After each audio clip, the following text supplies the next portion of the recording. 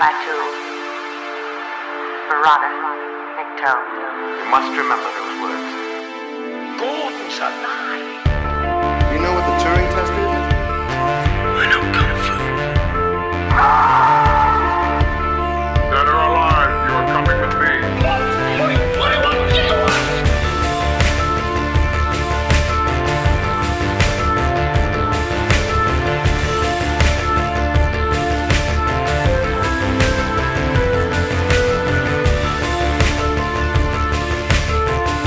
God, it's full of stars.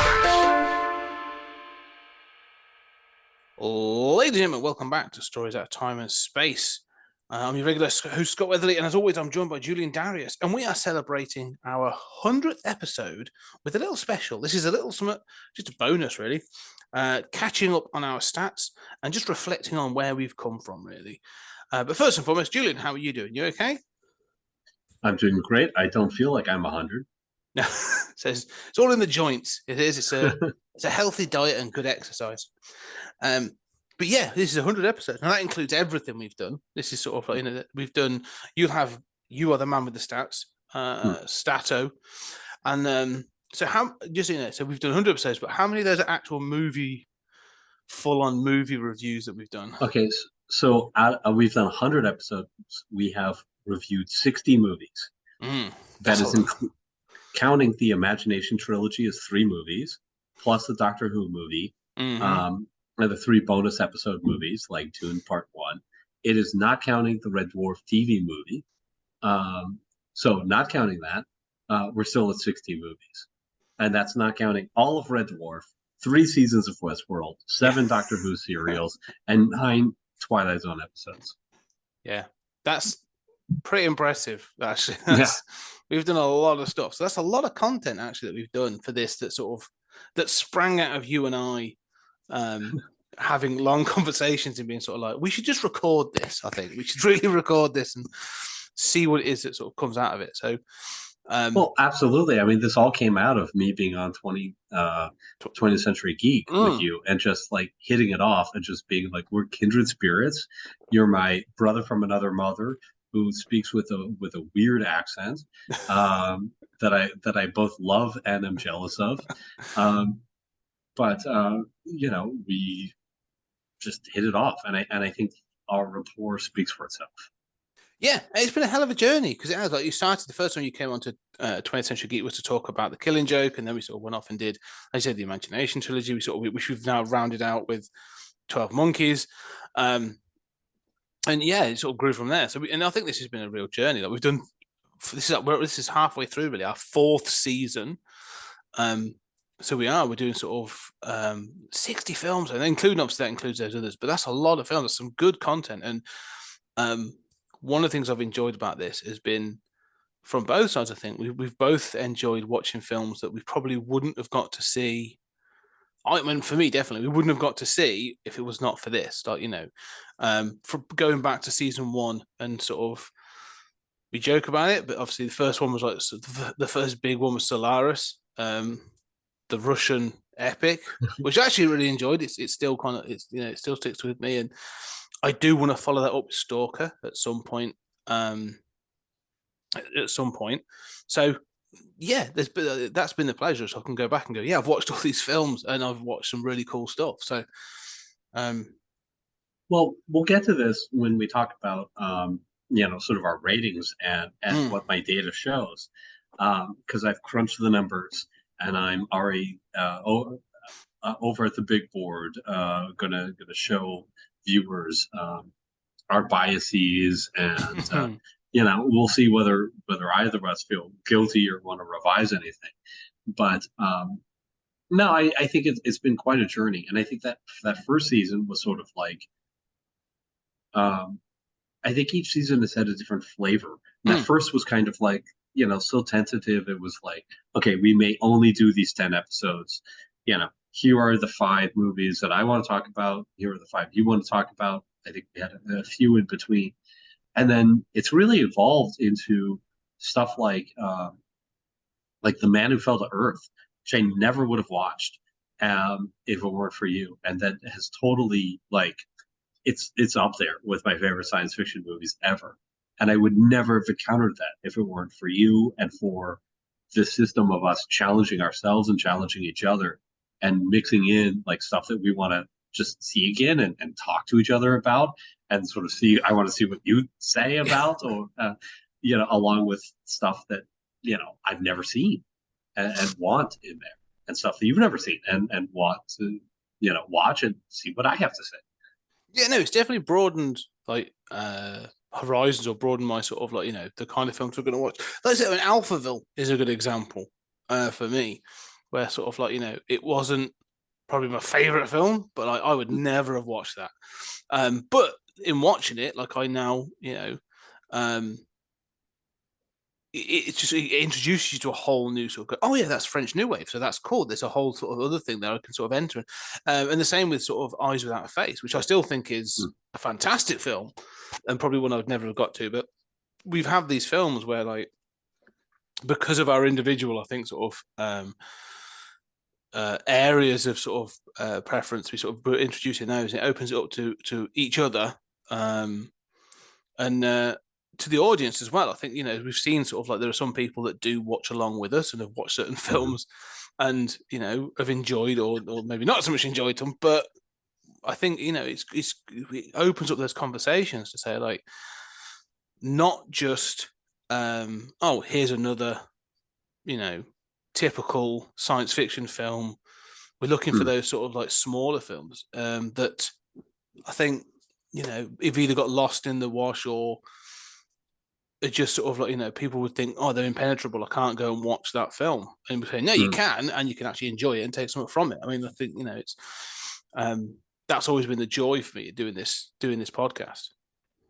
Well, and I think about the movies that we have most disagreed on, which have been, I think, some of the best episodes.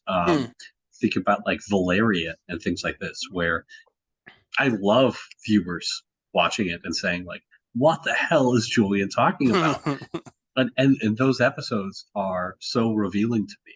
And it's in those episodes that I really begin to see the ways in which your mind clicks and works in ways that are different from my own, but that are relatable. I can still understand it. It's not madness. Even if the end result might be initially madness to me, those are wonderful conversations, and I really cherish those. Yeah, and I think they say because we have challenged each other as well on some of those, and yeah, Valerian is a very good example of yeah. For me, that's still a head scratcher, but. I understand that. We can sort of say visually, there are still areas we can both go, but no, it's great for this, and then we disagree on other areas. And I think that's always been the benefit of this, is we do sort of have, and we do. I like the fact that we sort of certain things have come up. Like I think about Strange Days, and how we both sort of go, yeah, here's this great Catherine Bigelow film we both really enjoy, but we recognise there's problems with it, and we've both like actually. There's almost like a fourth act to that film that we actually want to see. Like, where's the rest of this story going? Like, it sort of ends early. We've seen that with a couple of films. And we've sort of thrown out, these sort of like analyses from different angles. Or we've then watched like Mars Attacks and just gone like, yeah, this is crazy. And we love it. And it's there's a level of insanity that we enjoy sort of going through that. So, yeah, I like that diversity of how we can approach them. Well, and I think what's most remarkable about that is that we actually agree even when we disagree. Even when I utterly disagree with you about the conclusion about how to rate a film or how overall to judge it, we're speaking the same language. And, like when you talk about Valerian, I agree with all of your criticism. It just doesn't, sort of tip the scales for me on each of those individual subjects. And when you add up 10 individual subjects that I wind up on the other side of the seesaw on, it's a very different movie at the end. But I totally see that weight on the other side of each individual one. And it's fascinating to be able to go through that in depth with you and see that in that detail. Yeah, I think that's the thing is, like I say, that level of detail we get into is what drives those conversations. Because in some cases, I'd say, I think back on some of the conversations we have, and we do nitpick. I think one of the things we do is we can sometimes nitpick, and we often have to sort of like clarify at the end of the podcast where we're sort of like, look, we both really like this film, but there are problems with it, and yes, we have focused on those, but we try and sort of, I think, try to be even-handed. And I think a good example actually would be. A recent episode in Outland. Like we both said, actually, this is actually a pretty good film, and with some tweaks, could actually have been a real, classic film.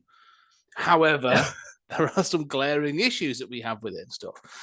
But we both agree that sort of like it's actually a good film, and there's something to explore there. And I think that's just those nitpicks then lead to, I think, some of the conversations we have that sort of like that I think are the meat and potatoes of what we really get into.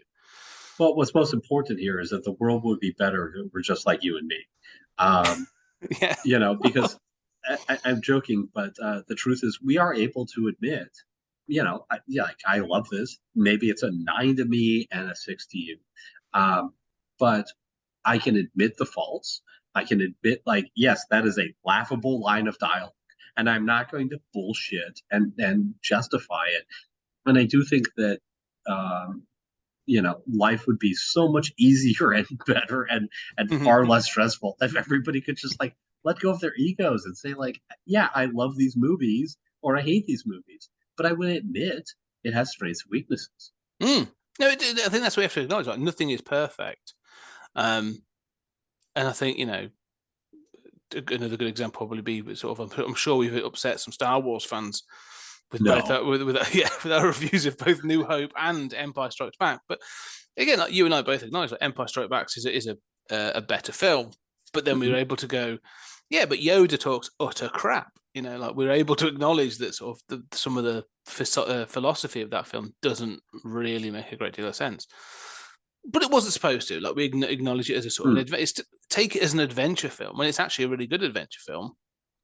But it still definitely has its faults, and so I do like the fact that we're able to do that. For me, I think one of the things I do that I know is both. I think it's joy. It's a fun thing to me, but I think it becomes a frustration to others. Is me rewriting, going like, well, if they just did this, we could have a better film. Have you actually heard from viewers who have said that's a frustration? Or is that in your mind? No, more. I think it's more in my mind. I'm sort of like, I'm thinking I'm better than some of these screenwriters, and I understand the process. And the thing I have to acknowledge is I know that sort of often scripts go through multiple hands, and it's an iterative process, and there's notes, and you're trying to satisfy multiple people, that are paying into this film and have creative inputs. But a lot of times I have heard others have said, actually, no, your version's really interesting, and that would have been an interesting take. Or an interesting way to go. So, I mean, I'm a creative writer. I mean, I did a creative dissertation, and I love your ideas. I think your ideas often just streamline movies. It cuts to the essence. And I think a lot of times screenwriters and writers, we get bogged down in the 30 things we're trying to do. And sometimes we forget the 3 things we have to do. And I think that those exercises, while it can be a little like it's a violation of what we're supposed to do as critics, right? We're not supposed to, talk about the movie we wish it were. We're supposed to talk about what's right in front of us. Having said that, I think the way in which that criticism is legitimate is that it's always focused on what is in front of us and what it suggests. I think Empire Strikes Back is a perfect example of that in our discussions of like what it is objectively saying about Luke and Leia, and your points about the twins and bring balance to the Force. I mean, it's very obvious what's being set up here and where this needs to go, and where it chickens out or just gets disinterested in and doesn't wind up going. Yeah, and there's been a few things like that. I often think about Mars Attacks. And there's the two kid characters in that film And that sort of says to me, I'm like, that we talked about those. And I was like, well, they should have a larger part. But you can see that they were clearly like, but we've paid to have all these cameos that we've got to fit in, and so that's going to be the sort of the focus. And so I understand that and stuff, and we do sort of like you say. So sometimes it's obvious where a film should go and may well have gone at certain points. Like I'm sure if we were to know the full writing process and the history of some of these films, like I'm pretty sure there's things that you and I have discussed and gone, wow, I can't believe they haven't done that. That may have well been on the page at some point, and someone's gone, that doesn't fit with this wider thing, or actually we've paid an awful lot of money for Tom Jones to be in the third act, so he's got to be there. Right, or some producer said, I want a giant spider. Yes, exactly. As Kevin Smith famously recounted. So let me go back to my stats. 100 episodes, 60 movies by my count. It has been just over 3 years that we have been releasing this. The first episode debuted 21 November 2019. So just over 3 years. We've done a lot in 3 years and have a lot more planned. We have released about 163 hours, which works out to almost 7 days with no sleep. So, there's a challenge. There's a challenge for every listener. Yeah, although I don't think you could follow half of what we're saying on no sleep. But yeah, I mean, that's 168 hours is 7 days with no sleep, and we're at 163. Wow. So as far as our ratings go, of those 60, we've rated most of those. Obviously, the current season we haven't given our ratings yet, but let's wait until the mid-season for that. But there are 3 films that we have not rated that I'd like to ask your rating of, and if we do those, we'll each have 50 ratings in, and I can give you more information. So the first is Westworld. This is the 1970s movie. Yes, the Yul Brynner one. So I said 6.5. And I said 6.5 as well. And my thinking is that, I mean, it's entertaining. It's good for what it is. It's sort of halfway between fine and legit good. Yeah, it's one of those films, I think, as we said, sort of has flashes of brilliance, and then it's a pulpy kind of film. Like it devolves into a sort of a chase film and stuff, but it's very good in sort of some aspects. Early sort of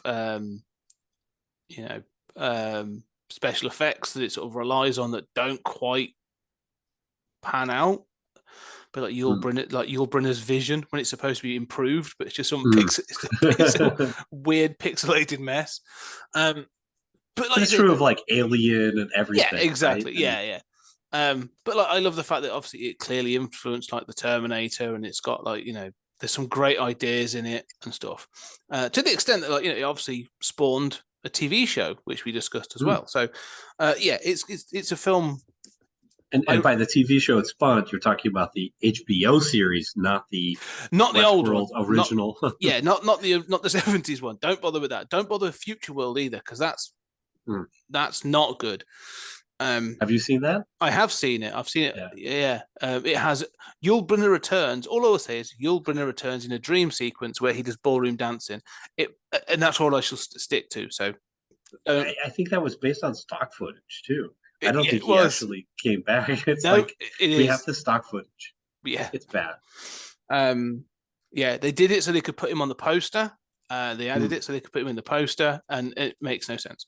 He didn't get paid for it either. Anyway, so yes, Westworld. I will. It's a film I will watch again. I will definitely go back at some point and watch the film again. But I agree. No, it's not a bad film by any means. So 12 Monkeys.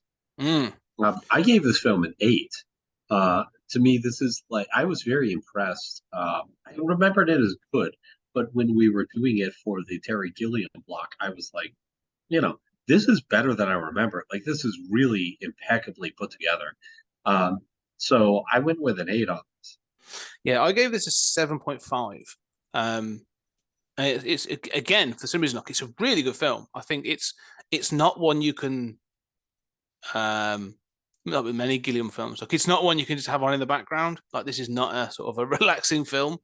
But one of the things that sort of highlights to me this is good is the performances. Like, it's so like Bruce Willis and Brad Pitt are actually doing some really cool stuff in this film. And so yeah, I think there's a lot of good stuff in this film. I agree, and I think it's really well written too. Mm. I mean, there's so much that just comes together. It's really brave about its depiction of time travel and the future for humanity. It's dystopian, but also like weirdly French and bizarre. Yeah. I've got a lot that that I really admire this film for. It's one of those films. I think it's one of Gilliam's. If I was, I don't know, we have to sort of maybe do that one day. Is take all of Gilliam's films and consider them. But it's definitely up there as one of his best. It had the most impact. It opened the door for him to do other things in Hollywood that didn't quite pan out. But he's always been a little bit on the fringes. But yeah, massive recommend. Yeah, I agree. So Dune Part 1, Denis Villeneuve. Yeah, I gave this a 7. And I think this has come down a little bit since I rewatched it. And I think this comes back to we actually sort of touched on this just before we recorded, but and also when we talked about it, this film is definitely a film of two parts. Like, the first half, the very first, is very good. I think the style of this and the sets and the visuals, which is definitely Villeneuve's sort of like wheelhouse. Like, he makes it a stunning looking film, and it looks great. The reason it came down a little bit was because I think it is it's a part of a bigger story, and there are certain parts that sort of like Zendaya sort of looking over her shoulder repeatedly and sort of flashback or flash forward stuff gets a little bit I get it. It's slightly longer than I think it needs to be. But I think the cast are all great. I think well, for the most part, I think Jason Momoa is strangely sort of miscast. And there's a few of the bits, but generally, I love the designs. I love the sort of the insect design of the ships. I love the sort of the aesthetic and sort of stuff. It's a great film. I just think, and I think my score of this will improve when we have part 2. Is what I'm hoping. Touch wood. I hope the same is true for me. I gave it a 6. Which is fine. I think that's a good score. But it's certainly not moving me. And I think that if you look at the first third of that film, that first third is like an 8. It's really strong. And by the end, I mean, that last third is like a 4 to me. I mean, and so I'd like to believe that it will go up. I love me some Denis Villeneuve. He's a great French hope. I really have all my chips on him. I'm pretending to be emotional, but no, I'm really happy that they're doing more of this and that he's the one doing it. I just sort of feel that, I don't know whether it was stunt casting and that structure of that first one is so incompetent. Just incompetent in basic ways about structure. It's like it wants to fit a 3-act structure, and it follows the rules of a 3-act structure. It just bends them in ways that are not satisfying in any of its choices. Well, I think the thing was, and as we said, I made a comparison to Lord of the Rings. I think which is a sort of a fantasy equivalent, and I'm not making a direct comparison, but I think if the reason that sort of Lord of the Rings, and I know you have an opinion about Lord of the Rings, the films, but I think I have no opinions about anything, Scott. But one of the reasons I think that it works well as a 3-film saga is because that's how the books are written. Like Tolkien actually broke up into 6 books, but like those 6 books then work into the 3-book structure. So you have like an obvious, and even like even with Peter Jackson sort of shift things around a little bit, but you have obvious sort of like stopping points. Oh, this is this cliffhanger, that's cliffhanger. Okay, we can break it there. Dune being a single book doesn't have that, because if anything, sort of like the way that the stories are introduced and some of the characters are introduced in the book there are flashbacks and there's this bit and then there's conversations here and stuff like it. It acts as a single big narrative, that first book. So trying to sort of like put enough information in the first film to then create a division point, a breaking point to then create the second half without them being just sort of like, well, we stopped on page 140 or like 203. Now let's move on. Like I can see why they tried to maneuver things to that point, like you say, but in trying to sort of force it into that structure to become like a part one and part two, it loses, I think, some of its sort of its poetry that I think is there in that first half of the film. I think that's true, and I do think that is the central problem with Dune, is that dividing it in half is the problem. But I would say that I'm dubious as to how it can be improved, because I mean I guess most of my complaints are about part one as a unit. That if part one is always seen as a unit, like it's part one, and then part two is amazing and fulfills everything, it's going to have a slightly different cast and whatever else. Inevitably, it was filmed separately. It's going to have a slightly different feel to it, even if it's seamless. And I love it.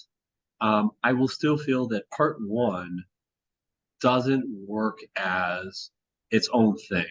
Yeah, it doesn't work as its own half, and really, that whole back half is not just, it's not just concerned. I mean, I think what perplexes me the most is that part one is not just concerned with setting things up for the second half, but indulges in these fight scenes and in killing off these celebrities, acting in these unimportant roles, in ways that I cannot imagine are going to be redeemed or important in the second half. No, what is obvious, I think, for me is exactly what you're saying. Is because I went back and I watched the trailer, and there was obviously a couple of trailers for this before it came out, and you can see like how they were doing the marketing. There was like, okay, here's the trailer that's like the thoughtful science fiction epic, and a lot of the footage sort of comes from the first part of the film. And then they're like, okay, now we need the Star Wars crew or the sort of the epic sort of like action people in as well. Here's the other trailer. Right, we're going to show ships on fire. We're going to show Jason Momoa. We're going to show this. We're going to show that. And so it sort of has parts of that first part of the film, but then slips in these other bits as well, where you're going to go, oh, we've got this other thing as well. Don't worry, it's not all people staring at sand dunes. Like it's this other stuff too. And so I think that's what it is, isn't it? You can clearly see there are shots or there are scenes that were, I think, part of Villeneuve's. It's part of his vision. It's part of it's part of the story. However, I think they were shifted around in order to facilitate. There's notes there. There are studio notes that are a bit like, we need more fighty, punchy, because we need to sell this on par with Marvel films and Star Wars and everything else, and it's not that. And I think that's sort of like, again, part of the problem is where they sort of like, they have to. I mean, we are going to be talking about another Villeneuve film in this season. We're going to talk about Blade Runner 2049, and I think one of the things we will have to address is how it much like its predecessor didn't do massive box office. But it's still, and I have an opinion we'll talk about, but it's still, very much stands up. And I don't want to sort of spoil my review, but there is sort of still this thing of like certain types of science fiction, certain types of film, and I think they were scared of falling into that trap, if you know what I mean. Yeah, I don't disagree. I mean, I guess that my only comment would be that it is incredibly superficial of Hollywood to be concerned about the punchy and the fighty and making sure that Jason Momoa's ripped abs are in there, as opposed to a conventional Hollywood structure is in there. And I like the Hollywood structure. I mean, I think Hollywood is incredibly good at writing in the most basic structural sense. There's a reason why we talk about the act structure. There's a reason why the terms of screenwriting are terms that everybody knows, and certainly writers have to know. And it's because, damn it, they work. And sort of giving me the punchy and the ripped abs in slow motion close up. I mean, I'm slightly exaggerating, but not much. And not giving me the 3-act structure is sort of giving me everything I don't like about Hollywood and none of what I do, if that makes sense. No, that's fair. I exactly. I think the only thing is, and we've had to concede this point in the past, is unfortunately sort of Jason Momoa's abs are paying the bills in some cases. So it's a bit of a sort of swings and roundabouts. Now, I understand what you're saying, but you're right. And I think it does suffer for that. Now, I really do hope that when part 2 comes, it sort of addresses some of these issues, and a bit like we've seen with some other films where you do get those part 2s, there's more confidence in the director and the vision, and they let him sort of run with it a little bit more. So we'll see what comes. But I am excited for the part 2. I will say, sort of having come out of it, although it's come down sort of from an 8 down to a 7, I am still very much really looking forward to it. I still really enjoy it. I still think it's beautiful, and I think a lot of the cast are very good. I think, and Sarah Ferguson, not Sarah Ferguson, bloody hell, that's the one of the Royals. Jessica, not fair name now. His mother, Rebecca Ferguson, Christ Almighty, Jason Isaacs, and a lot of this, Timothy Chalamet's fine, but like a lot of the cast are really good and really strong, and so I do enjoy what is presented to me. So I am looking forward to part 2. Anyway, well, I mean, at this point, we've had 50 films that we've rated. We've talked about 60. So I can reveal to you that your average out of all of 50 films is 6.5. I am so middle of the road. No. I think that's good. Mine is 6.575. Oh, and okay. I think what's most fascinating about this to me is I am constantly, in my own private life, I'm constantly being attacked by my friends and my people I'm close to for being too hard on movies. And you're hard. You are objectively harder than me. I am. I mean, the data's there. I am a softie, and I will say that we have chosen predominantly, not entirely, but predominantly movies that we respect or heard were good. I mean, we haven't chosen like clusterfuck from outer space. We have got Howard the Duck coming. So yeah, but actually, both of us think Howard the Duck is underrated. Yeah, so. exactly. Yeah. I mean, that's why it's in there, right? So, yeah. So you are tougher than I am. Now, I'm going to take the viewers on a history of Stories Out of Time and Space.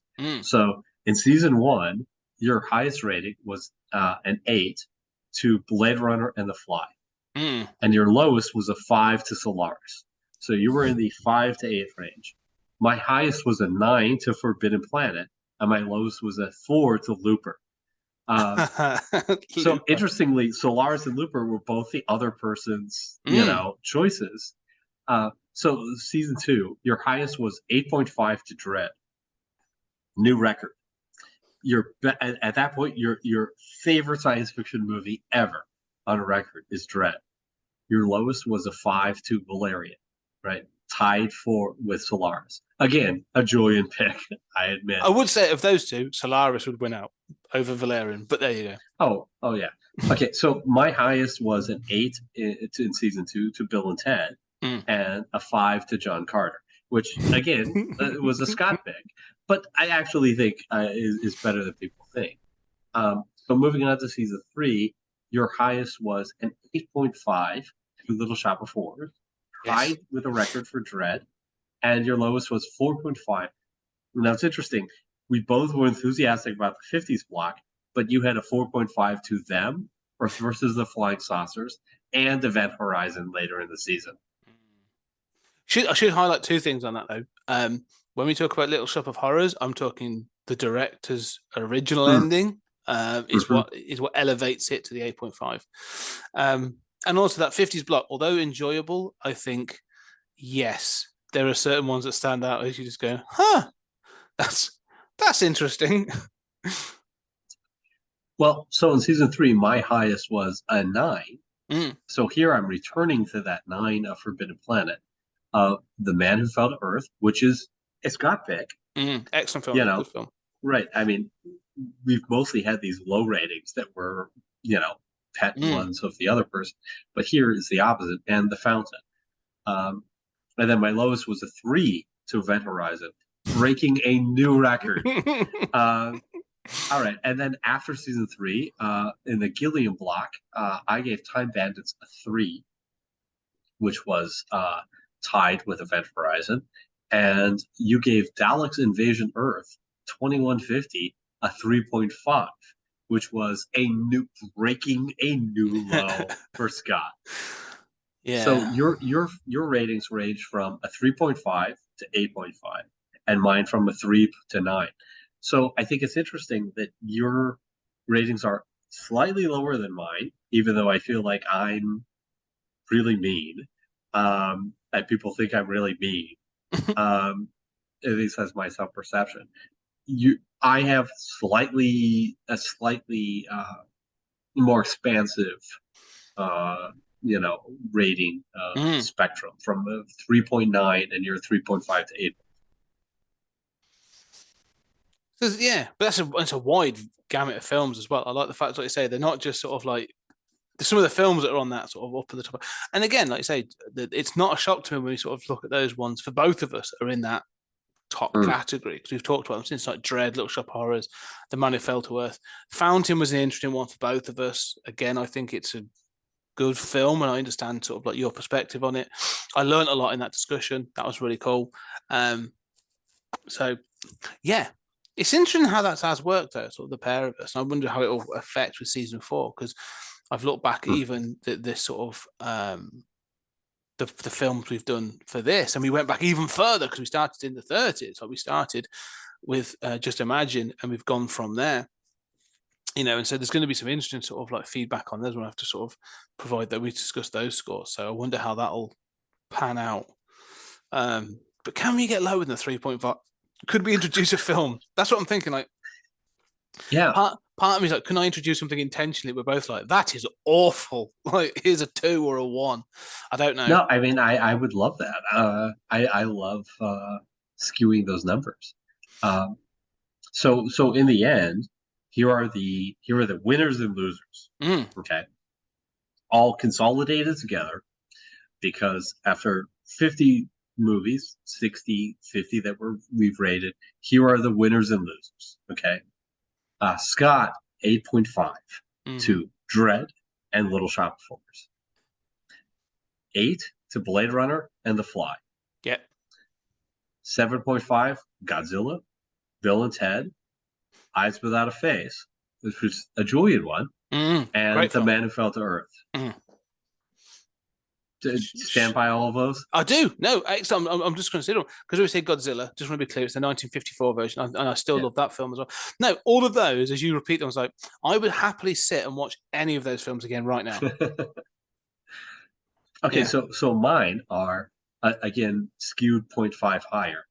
9 to Forbidden Planet, The Man Who Fell to Earth, and The Fountain. Again, stand by.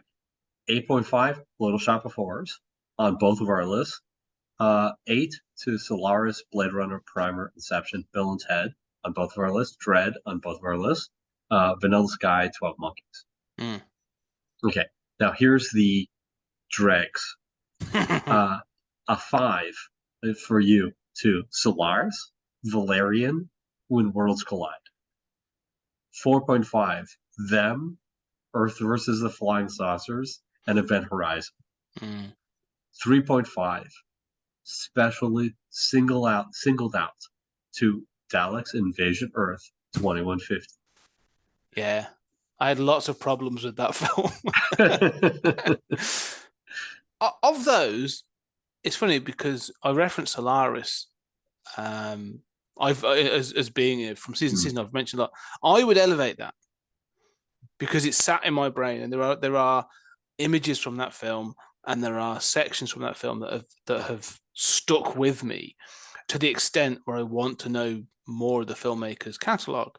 And Stalker is one I sort of that seems to stand out. I'd probably elevate that. I'd have to think about how, and I might even have to watch it again, to be honest, to go back and say, okay, well, how would I sort of view that film? I think it's longer than it needs to be, Yeah. and has sort of sections that I'm a bit like, but there's some really good stuff in that film, and I think I'm tempted to go back to it at some point and watch it again. So I think my score for that's the one that I think would probably creep up a little bit.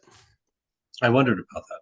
I mean, I think the solution to that is that we should do the George Clooney one at some point, and use that as an explanation, as an excuse to do the original for research. Yes, that could be quite interesting, actually. The Hollywoodization of it. Okay, yeah, and maybe we'll put that on a future season as a Redux episode. So my bottom of the barrel is, and I have similar sort of thoughts, is 4.5 Buckaroo Banzai, 4 Looper, 3 Event Horizon, and Time Bandits. I have to say, out of all of these, the one I feel guilty about is Time Bandits. It doesn't work for me, but I don't remember the charm persists in my memory, and the trauma of watching it does not. Right? Yes. If that makes sense. I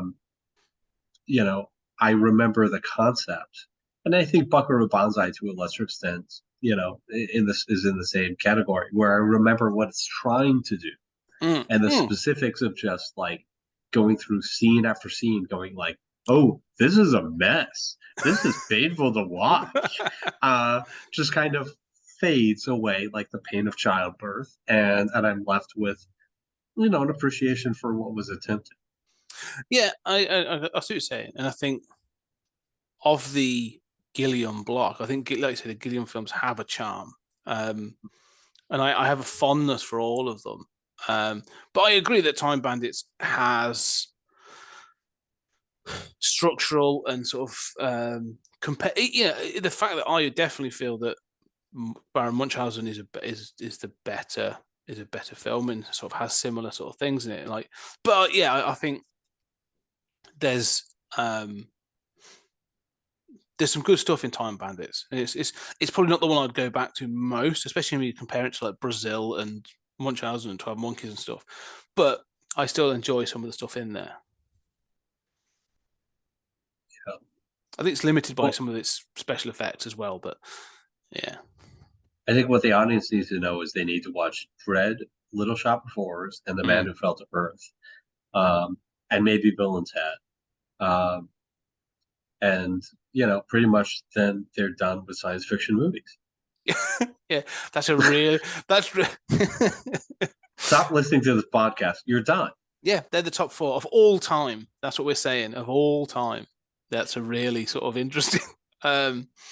No, I do kind of, I am like a data guy, and I like to also keep track of like what we correlate on and what we don't, right? And I think like Dread is one of those movies that nobody ever thinks is like the top 10 sci-fi movies ever made, but nobody ever watches it and doesn't love it, right? It doesn't say like, no, that's really good.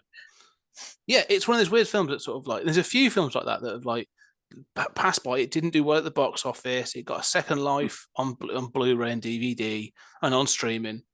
And it's one of those where sort of like everyone compared it to like The Raid, which was the Indonesian action film, which is fine. And The Raid's a great film, but nobody talks about The Raid. Do you know what I mean? But people are still talking about Dread.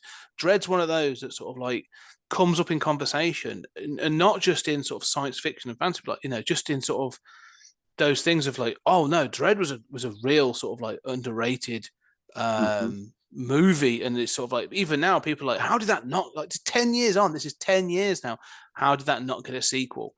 And I do love that film, and you go back to it, and I still now stand by the fact that it understands, they forget the Stallone version, but Dredd understands what Judge Dredd is so close. I mean, there are certain things, it doesn't go the full mega city gamut of all the sort of like the full satire and everything.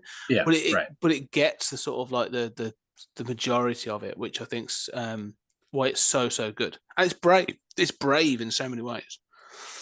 No, I agree. I mean, I think it's a limited story. It's part of the problem, right? Like 2001, for all of its being a cliche, we all know what it's about, right? It's about humanity, the future of humanity, and how we understand ourselves. Dread is like, yeah, in this universe, in this particular dystopian future, here is the perfect introduction to these characters. Yeah. Right. And a brilliant villain, and I love it from start to finish, but I can understand people leaving it and saying that's not sticking with me. Like, what is that about? I also think at the time it came out, because you're right, Mm. and one of the things I think is it's not supposed to really be about, because it's a day in the life, and I like the fact that it is just a Right. day in the life. Like here's this guy, but like Dread, because it came out early superhero days. This was coming out the same year as the Avengers, came out the same year as Dark Knight Rises. So you've got these two massive sort of superhero films, and then you've got Dread, and it's like, oh, it's a science fiction superhero film, like it's a science fiction cop film, sort of thing. And those that it didn't get it, there's people that didn't get it first because they were like, oh no, your main protagonist is not a hero, like Right. like in this film, like they're not trying to put in. Like, this isn't like the Stallone version where you're trying to put him up as an action hero. Like, oh no, Dredd in this is brutal and isn't an aspirational character. Like they've made him this the justice system is broken, and you sort of the whole thing around peach trees and the people that live there. Like I think sometimes people came out of this having watched sort of like you'll have seen Avengers and the new Marvel stuff, and this sort of the new angle that this superhero sort of genre was taking, and it would have hit people a little bit. Like people talk about Zack Snyder and sort of like Man of Steel, which came out I think around this time, 2011, 2013 maybe, and go, it's darker, it's a different take on it. And I'm going like, yeah, Dredd did it first, and it scared the shit out of certain people. Like they did not know how to take this. So it's like that I think that's a big part of it. Like they just were. If that was to come out now, I think if you were to release Dredd 2022, I think you'd have a much different story on your hands. Well, I wish that were the case. I mean, it's funny you mentioned Dark Knight Rises and the Avengers. I mean, it's crystal clear to me between those three and Dredd, which is the better film. Dredd's the only one that I really need to see again. I agree. Yeah, of those three, that's the one that I watch more often, to be honest. Anyway, I sort of was looking at the time we're sort of spending. So let's just quickly look. Any of the stats we want to throw out, sort of. No, not at all. I think it's interesting that you are the hard-nosed guy and I am the softy. It's very true. You're mean. I am. You're just mean. Man. I'm trying to. these fucking movies. I am. These people, they pour their heart and their blood into these movies, and then you just casually rate them a 5 or 6. And I tell them, and I then retell them how they should have made the film as well. So not only do I poorly rate them, I then tell them what they should have done. Yeah, I'm a complete bastard. I am. I'm trying to bring down Hollywood one podcast at a time. It can't stand it. No, I mean, it's funny because everybody in my private life is like, you are so mean, Julian.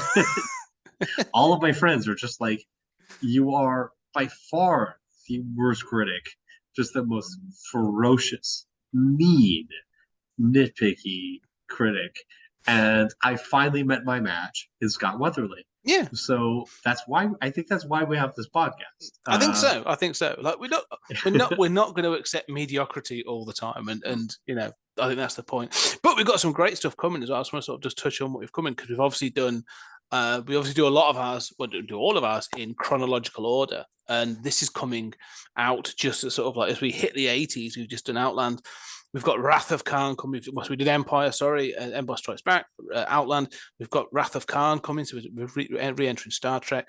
We've got Howard the Duck, and then we are going to we've got The Running Man. I'm just going through mine. So Running Man.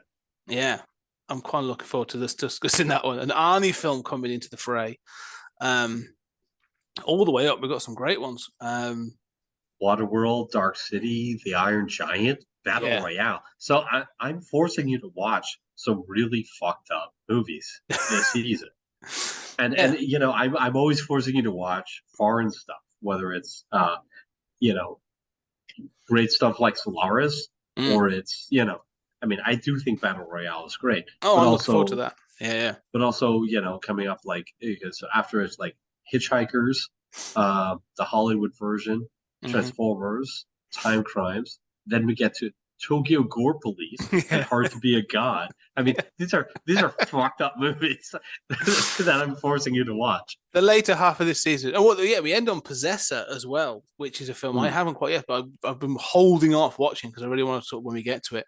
But it looks amazing. And so, yeah, we've got some crazy films coming in the second half of this season, like some really cool stuff that I think is going to challenge us and challenge our audience. So I'm thrilled. I can't wait. So Waterworld's another good one where I'm like, yeah, Waterworld's going to be an interesting one because I think it's slightly underrated. I agree. And so I'm kind of looking forward to sort of how we sort of take on Kevin Costner. I mean, I saw it in theaters at the time, you know, and it has that kind of like Titanic thing of like it went over budget, catastrophically so, got great press for doing it. That became the narrative, but somehow Titanic survived and became beloved and $1 billion movie, and Waterworld is just this catastrophe.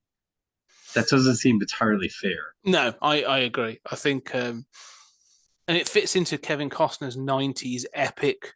Like he was doing a series of epics at this point for some reason. Like he was determined to do like the longest film at some point. Like God knows why. But yeah, I'm looking forward to sort of talking about that. I think that's going to be a really good one. Anyway, this has been our 100th episode. This is our celebration of 100 episodes of Stories Out of Time and Space. And I always want to throw out a big thank you first to Julian for joining me on this journey and discussing all these films, and to many more that will come after us, but also to all the people that have listened to us, reviewed us, left comments, and everything else. Sort of like, you know, please continue to do so and make suggestions. Like, you know, please get in contact at Pod Time Space. Come and tell us what films you think we should do. Not just films, TV shows. Because obviously the other thing we haven't really talked about is the fact we did Red Dwarf, we did Doctor Who, we did Westworld, and so we've done an awful lot of like our sort of inter-season Not to mention blocks. Twilight Zone every second week now. Yeah. So go check out the rest of that's on our Patreon. But yes, I just want to thank everyone for listening and joining in on this podcast. I'm into that, and it's been such an intense pleasure. This is one of the things that when I think of what I'm doing with my life, that I am proudest of and I love the most. On that short list is doing this with you, Scott, and I thank you for that. No, I feel the same. This is a joy, and it's one of those things. Every week or every other week when we do the recordings, it's sort of it's just, yeah, you know, when work and life and everything can be, you know, utter shit. This is sort of like a, you know, joy in that week. So I do always sort of look forward to it and treasure it. But anyway, thank you very much for people listening and to us gushing over sort of like our work. But if you want to gush and praise us, then we're more than open to that as well. So please come and find us on at Pod Time Space and check out our Patreon. It's www.patreon.com/20 CG Media. We are there to talk to. Anyway, we are going to be jumping back into films. So the next one you're going to find is going to be Star Trek II, The Wrath of Khan. So we'll see you on that episode. So Julian, thank you very much as always for everything. And yeah, let's go board the Enterprise. Looking forward to it, my brother. Excellent. Right, ladies and gentlemen, thank you very much. And we'll see you on the next episode.